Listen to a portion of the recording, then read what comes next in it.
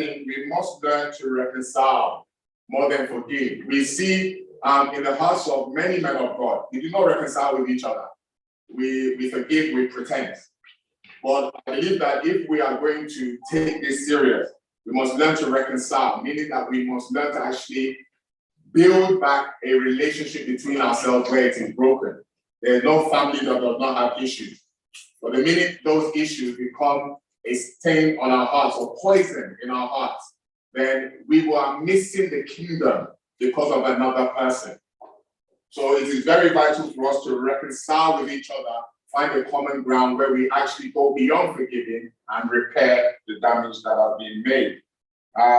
Another very important thing, because I know time is against us, it is important when we are dealing with crisis to understand the background of those individuals. Some people are coming from traumatized backgrounds.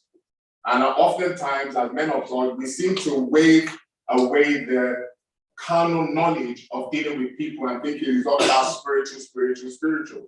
And some great points were given where Jesus gave knowledge just from his knowledge and from his wisdom, which was given unto him to God. Not everything can be dealt with spiritual. Sometimes we need to actually understand that this person grew up in a domestic violent home. Why they are violent? This person being abused? Why they abuse other people? There's always something we can learn, and being traumatized sometimes makes people to act out of character. Even men of God are coming from traumatized backgrounds. And at times they may act up in a way you're thinking, well, you're meant to be a man of God. We don't find the time to come down to their level like the man of God said, and actually find out if this person got a past, then we are not doing any justice to whatever judgment we are bearing upon them. So let us be very mindful as men of God that we should be the last to judge and the first to love. Okay, very, very important. Some people, every background is important in the kingdom of God. And I really share this. Some people will come from different backgrounds and God will use them in different capacities because we are all going to deal with different type of people. There are churches where the type of people there may be very much people who have had no struggles in their life. And you get parishes where you've got people who are coming from drug dealing backgrounds, alcoholic backgrounds, and oftentimes that shepherd has probably been there before. So when he talks to them, they say, shepherd, you're talking our language because of the background. So God calls people from different places so that they can exhibit his grace upon people's lives. If Paul did not come from a background of slaughtering and offending Christians, he would have not been so, shall I say, caring towards the Gentiles. Because he knew at one time, I was displaced. So you people are displaced, I understand where you are coming from. Last but not least, lastly, ownership is not a good mindset towards the ministry. And that's why when he was, the man of God was talking, I sat there and I thought, no wonder in Celestial Church of Christ, posting was a very good idea. Because when we were posting from church to church, you had no ownership of those churches. You were going in, doing the work and leaving. But the minute, we all became landlord shepherds, there was a sense of subconscious ownership. No matter if you say it belongs to God, there's a sense of subconscious ownership. We must make sure that that sense of subconscious ownership does not develop. We all know that there's a seed in all of us, good and bad. Depending on the one you water, it will increase. So we must make sure subconscious ownership does not develop. It will be within us. We're humans. But we must drive it out with the knowledge and the wisdom of God. And last but not least, he said, wisdom, patience, and keep calm. God bless you. So thank you for your attention.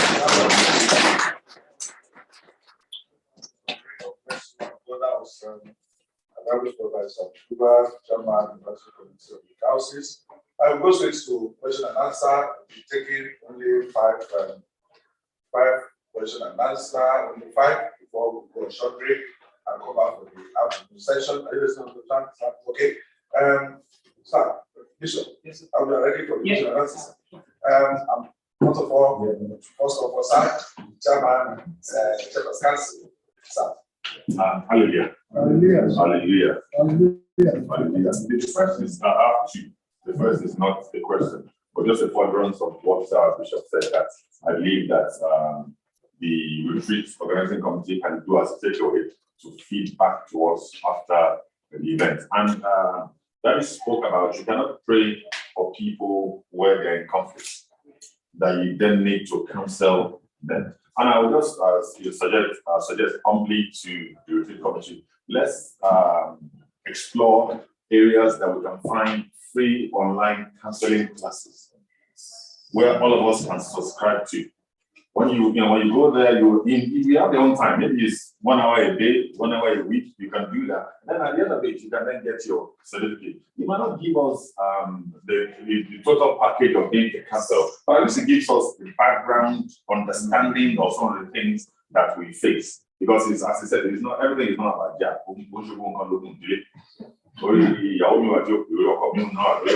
we just need to sit them down and be able to tell them that these are the things that is wrong. So I'll suggest that as a takeaway for this. And then my question, sir, is you spoke about management. Management is good, management is key. But we know that in our churches, I believe that in the parish that you represent, you are not the only leader, that you will have some people that works with you. And likewise, all of us as well. And then I want to believe and I want to understand that all of us here, we have perfect management skills. Now, how do you transfer that to people that are under you? Bearing in mind that there are some people that don't have teachable spirits. The moment you're there as the leader, they see it as a compassion. And then the danger in that, sir, you will not be there 24 hours. You probably, as you're here now, there are some people in churches managing things for you, and likewise here. How will we be able to transfer that knowledge to them when we are not there? For them to represent us fully in doing the work that the Lord has given to us. Thank you so much, sir. You have already answered that question, sir. If you look back at everyone has been given, our gifts are not the same. So we don't have the same gifts. All we need to do is that find every means of transferring. There's no way you have to transfer whatever you have. And while you are preaching or you are teaching, you will begin to probably closer to your church members or some people. You will start noticing certain people that you believe that, yes, these people will be able to do this, they'll be able to do this. Like last week, I was invited to the first cathedral for the King's coronation and the Thanksgiving service on Sunday. Someone was at home. We were doing the work of the Lord. By the time I came in, I already see almost everything. In fact, they did it even beyond. Why? Because it took time to train certain people. It's about time. It's about usability, not availability. There are people, they are available, but they are not usable. You don't just say because I could see certain people that are available. No. Check those who are usable. And that is it. So that is where we make mistakes. Many people always try to put some people and give them assignments. Why? Because they are available. Because it's the first person that comes to church or things like that. No. Check those who are usable. There is no way there will be one or two that God has given you. Even if it is one, sir, find every now we can go back to the Old Testament and see how Moses went on and he brought even the 69. The Bible said at the end of the day, he saw what that thing did not come straight to Moses because he was too busy. Because if you are too busy, God will be looking for who to spend the message to. And God sent the message to Jethro. Now, Jethro was just having the same God with him. So, but because Jethro was able to have that kind of knowledge, and you remember that immediately Moses finished, so Jethro revealed that he still went back to God, and God said, do what Jethro said. So, what we need to look at, number one, at time. We must always spend time with our children. I'm sorry, I'm taking time. Spend time with your children. While I'm spending time with my children, I'm beginning to know certain facts about him, and then relationship will be there, friendship will be there, closeness will be there. If I am not having relationship, I'm not spending time with people, I can never have a relationship there. And then I will not be able to build a church. Number three is meeting. Meeting is very important. You see, there's churches that we just believe that, second son, I don't want to do this now. As long as a church is coming together and meeting together, there will be progress. But where there is nothing like that, there will be no progress. And then there will be not anybody to use that. So, number one, we must have time. Number two, usability.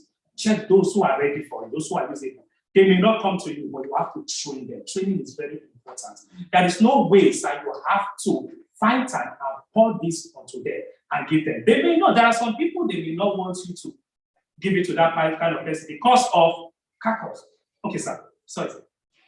No, not you. I'm just lining up. No, sir, I will recognize. Sorry, sir. Yes, I thank you, sir, for that.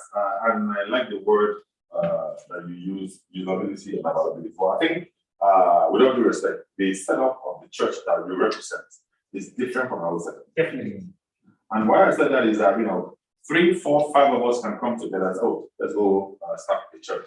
You're the prophet, you can lead that church. Now, if the church grows to an extent, and maybe there are 6 or 7 of you that started that church. Started that church. Now, when it gets to the time that there's some spaces that you need to fill, the moment you don't use any one of those 5, you get turned into users. Of course. Yeah, that's the problem. That's the problem. But that person might not be usable for that position.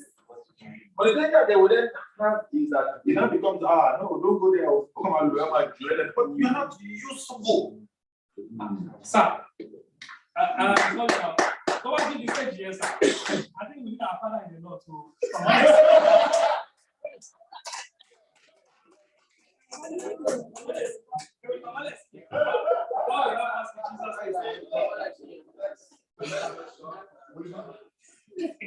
Hallelujah. Amen. I want to ask questions that affect us on daily basis, and that is one of the purposes why we come agree to the topic, conflict resolution. So I want to go down to that route. You cannot give what you don't have. You can be spiritual from now till kingdom come. I want to give you one example, the world. I've been under, let's say I went into church, the shepherd is preaching. I'm going to give you an example. And I sat down. Immediately it's time of change. Oh, some people, they have big money. Their church is small. Some people, they drive in a Range Rover. I'm thinking, this is my 6th Range Rover in 20 years. I'm a conscious of I've been working my ass off all my life. What is your problem? His energy is developing. He has this, he has that. I sent somebody to him to give a room. My son didn't get a room for 2 months. It made me so depressed, Sweat. I'm thinking, what's your problem? I'm so devastated that the mentor of my church has to walk out of church. I stood aside. I said, when you're tired, you come out. I will go back to the church. I waited for a week. So I called him. He's a senior man in the cell of the diocese. I called him. I said, what is the problem? You have a message. I've come to celebrate with you. Something turned your head that you think you can humiliate somebody. You are humiliating people. You are preaching yourself, you're not preaching the word of God. If your set is to come out when people want to have a crusade or something, and your number one job is to bring other people down and make them look small, wait, you have no better right than them. And because you have the opportunity to have the microphone, and your priority is to humiliate them and make them look small, unnecessarily, I think that's one thing we need to learn as a shepherd. The second one is, as a shepherd, I come to this man, and all you do is bring down another shepherd, even in front of the members. You destroy them, you're lying on, because some of them are master liars. They can make up stories. Man, what is law issue? Whatever the law issue, it's uncontainable. And my brother called them comrade. Comrade, we gather together, not for anything, just for a purpose to fight a fight that's not theirs. And that's strange. You just gather together, nothing wrong with you. That person has not offended you. Because somebody has sold you some story. You inherit the hatred on your own. You are a shepherd and you're praying every morning. You inherit the hatred. You make it up more. Or you just can't wait until you have the opportunity to go to your staff life. So you now tell them, what I know, click on it, and that's shepherd to remember the story. Am I coming to the grassroots? This is the third one. And I said the message because they like the word. Almost Tilebanto or man, go and be a but that's the problem for our church, and that's what we're going to do. The third one is you left the church, you go to another church. And I come there and see you. And I'm going to make myself an example. I've never asked you why did you leave. I've never asked you why did you leave this thing? And I've never had a constant shepherd because I see people in my church come to your church. Because once I know anytime they see me, they come and greet me because I have a past relationship with them. Just that when you go to the stage, I will tell you no. But I never got married. So you presume, I don't know the only one come. You presume in your head that the other shepherd is not happy, and you started attitude for no reason. Assumption. So why should you? I find that it's very salty, and I've seen some shepherd does it. And one of the occasions he said, "Which church do you go to?" And he said, "And so it says 0. I come to that church." What an insult for you to preach your church to me. And I said to my children, what? You come tell me my church God will come to the church? But it's an insult to me. But what is missing is the word. And I think if there's one thing I want to take out from this exercise is that the church now to go down. We pass through kingdom class in this estate. Mojosi, Sunday. Sunday school. We have a solid Sunday school. The resources were good when we were growing up. Altogether, we do a good effort. So let's go back. I want to thank the life of the current chairman of the evangelism UK and everybody other person. Let's go back to the classroom so that we bring people now for the next generation. Because what is happening is beyond me. And this has happened on many occasions, and I can't believe it. Because we don't people of the same church, it's never like this. So this is one of the purpose of this gathering. So that we know that we hold each other, brother, Lord. And then last one is reconciliation. I'm going to round up like this. There is no problem. Do you know there's no problem? Our attitude to problem is the problem. And that's the master reconciliation. That's where it comes from. I don't care what you do. I just want to be your brother. I want to come back to your life. I just want to help you. Want to feel like, because you can't pray. I start swearing from now to tomorrow morning. And you want me to see you as, but again, what is the background? And that's what we are going to start looking at.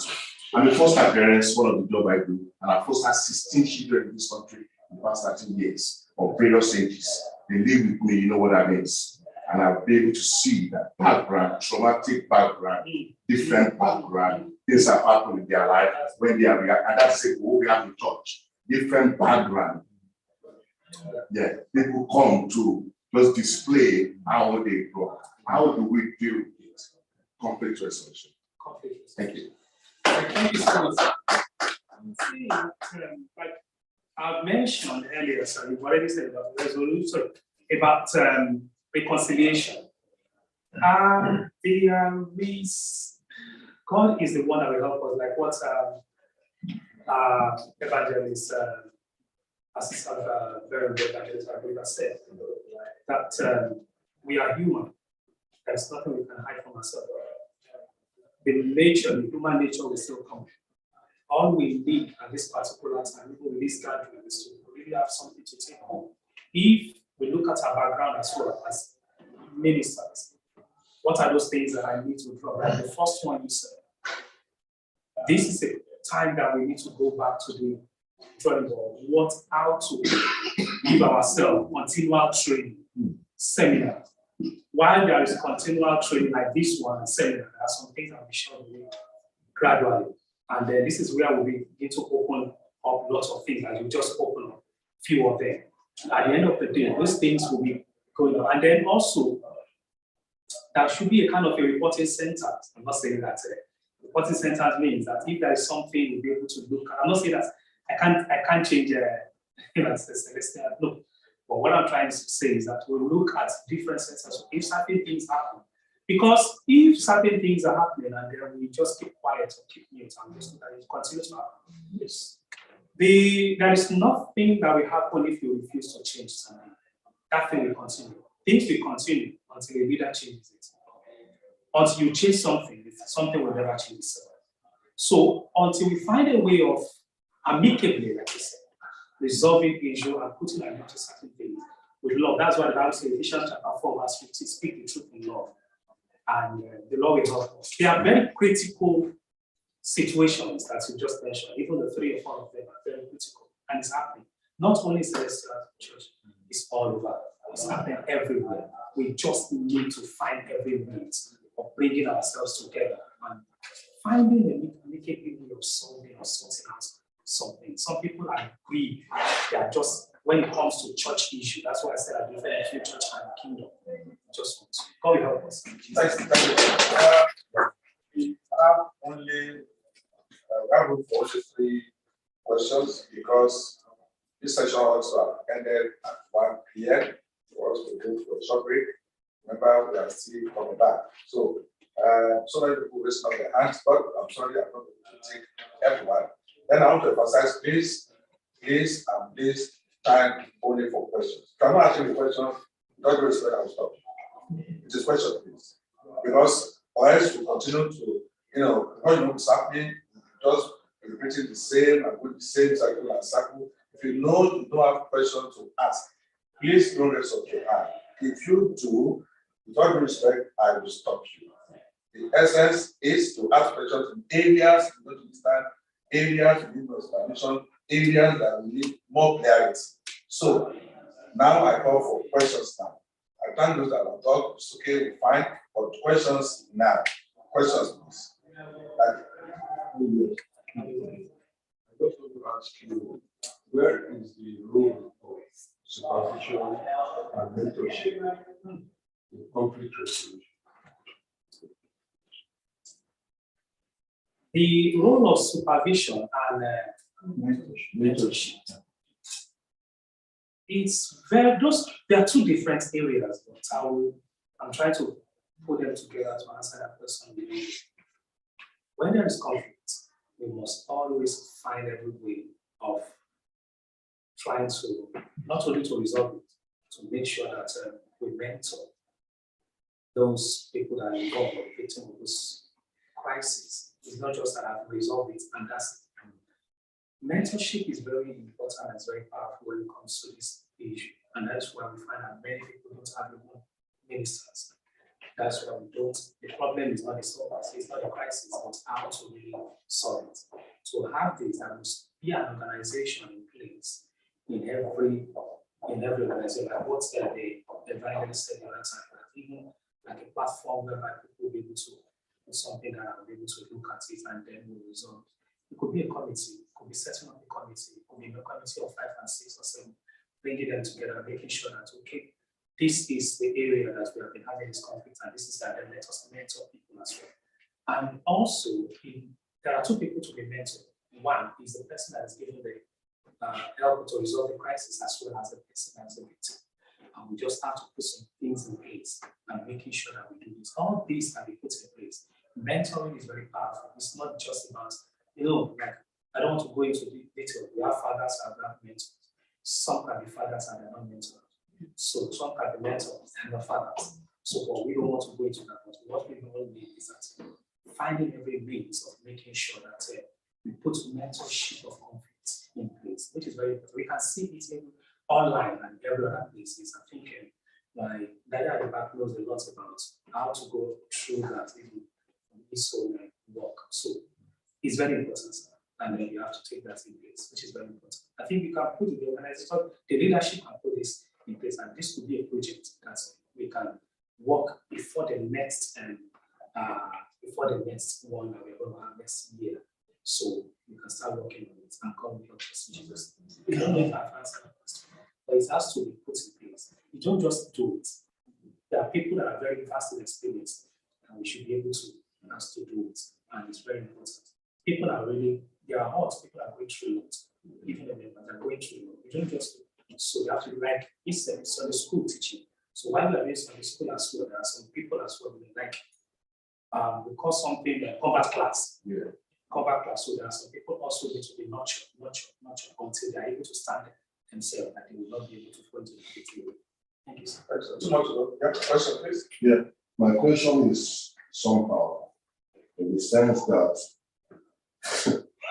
in the sense that when you try to do what God asks you to do, and then people don't stay in the truth with you, but they prefer to stay where there's no truth. Because where there's truth, you don't see members. Where you walk, because God, when you walk according to God's calling, you finally have people with you. Why is it like that? Is God not seeing? Yeah, because when we talk about truth is very powerful. Truth is naked. When I mean naked, when you are truthful, we need to look at where it's coming from. Just like I was sharing with someone, I said, who is holy? Who is holier? Is it the communion? The Holy Communion that we are taking, or the person administering the Holy Communion? Because the person administering the Holy Communion will not be holy like the Holy Communion. So let's look at it. Which one? So there is one that is speaking about the truth, the other one is even just familiarizing himself with it. So we need to always know that no matter what people are saying, like I said, focus on the truth. That is you have no business with people. You have business with the one who has called you. So you focus on the one who has called you and preach his message. Forget about the messengers. Forget about what is important is the message. While you are preaching, forget about members. Forget about how many people call it. Anyone who tries to be a leader is not a leader. Anyone who is solving problems is a leader. While you are solving the problem, you just see yourself that people are saying that, can you be our leader? Because they see the problem you are solving. But when you see someone trying to be, I want to be a leader, it's working towards a leader, it's not a good leader. Because you have already seen yourself, that's what you are working towards. So which one are you working towards? So what you need to work towards is that, what is the truth? Just focus on the message. Forget about it, sir. There are truths that also will drag some people, whether you like it or not. For 5-10 years, the people will not come. But why the persistence of the truth? That's what I always say. The most important in life is not the vision, but it's the pursuit of the vision. It's possible for me to say I have a vision, and at the end of the day, I will not become anything in life. But if I persist and continue in my vision, people will start coming. That's one. People don't go to the hospital because they want to see Miss Salagbaja or so because of the doctor. They want to see. When somebody goes there to the clinic or to the GP, he just wants to see the GP. By the time you return back home and you ask him, did you see the GP? Yes. Did he treat you? Yes. The next thing. Can you tell me the character and the behavior of the GP? I don't know. Can you tell me what's the name of the GP? I don't know. It's not about the name. I went to see a GP. So what we need in life when we are ministry is that let everyone focus on his ministry. Let's forget about maybe people will come or people will not come. I have no view. I always say something, sir, and I'll close with that. My ministry is not, my life is not to build a church. I will never do that. Building a church is not my task. Jesus had missed me with that problem. I will build my church. It is his church. Let him build it. My assignment is go into the world and preach the gospel. My assignment is to preach the truth. So whether people come or people will not come is not my problem. As long as I'm preaching and focusing on it, I'm not focusing on the people. And I will do that. Okay, let me use one more, sir. A guy was going to the top, and they said to him, now, as you are going to the top, you are going to die. There is somebody at the back, we call it you, the person is going to chop off your head. Now, you will get, if you manage to carry this cup of water, a glass of water, and you are able to get there, the glass of water will not fall, you will then be crowned as the king. And while he was going, and the right people were saying that, oh, see the back, just see your back, he's raising his sword, he's raising his sword. Another one at his lecture saying, oh my God, God will guide you, your father. And the guy got there. And then the officer said, how did you manage to get there? And he said, I focus. So he did not listen to what people listen to what people are saying. Focus on it. While I was focusing on the water, I just was making sure that the water did not fall. I don't want to know what people are saying, so that I will not use our ministry like Paul. So, thank you, sir. Last question. Last question. I want to ask a very straightforward question because we are selecting.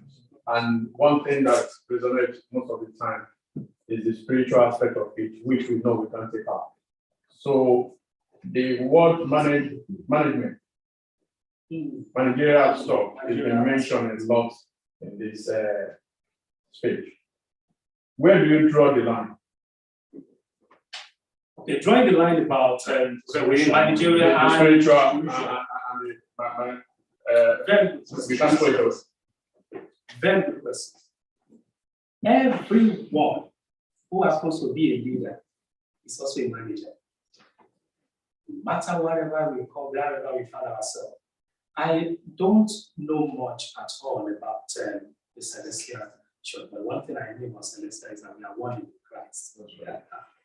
So, but what I will try and take it from one in Christ. Let me take it from that level. Management is the key to everything. The reason why the interviewer is interviewing you and bringing you into their company is to see how you're able to manage their stuff. Whatever that is given to you, how you are able to manage it. Let's start with what Jesus Christ said. I gave 1 5, and I gave 1 3 talents, and I gave 1 1. And then he talked about, and then he was able to bring the one. The one who kept it in this soil was what? Was punished. Why? Because you don't bury talent, you only bury seed. 2 different things. So people today, you must not, no matter how you manage something, management is not about you keep it. No, that's not management. Management has not to keep something. Management needs to make use of it and bring growth. Thank you, sir. So that's why there is no way. Let's forget about probably we are celestial or vertical, sir.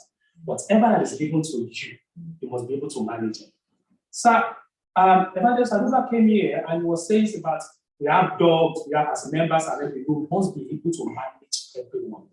So this has nothing to do about maybe from celestial, but whatever has been given to you, you must be able to. Like our daddy here now is a leader today because of what he must have done in the past. It's not because of how long he has been in Celestial Church, but because by the time that's reading his resume now, be able to see certain things that are done. Management. As a leader, wherever you find yourself, you must be a manager. You must be able to manage well. Your members may be 50, maybe 30, maybe 20. How are you able to manage them? Your children, are you not managing them? So that's why we are going to get to that stage. You must be able to manage. No matter what, management is always the key. Let's not do any line. Because we will always, the reason why you will be called when you come to the at the kingdom of the Lord, what we have done so far is how are we able to manage them? That is why I use that passage from Genesis chapter. The Bible said nothing grows because there was no man to manage it. So where there is no growth, that's why we differentiate between growth and development, because they're not the same. People can grow, but if they are not developed, that's why management comes in. It's possible for a grass to be grown. That's why you know the difference between a bush and a garden. In the garden, they're managing things there. But in the bush, they're not managing it. Everything is growing. So that's why they do that. I'm giving you an example. Because we're able to manage, that's why we call it a garden. How are you able to manage, develop it? Are you developing something? Something can grow. In science, we have different kinds of growth. We have epical growth, we have intercalary growth, we have different kinds of growth. And there's some growth also, we call it stunted growth. It's growing, but it's not growing well. So you're not developing.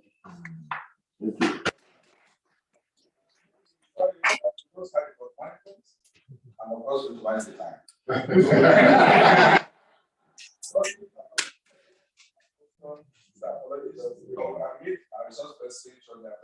We leave now for a short break and we're expected back 2 o'clock. 2 p.m. for the afternoon and the final session. Thank you for your presentation. Secretary, me,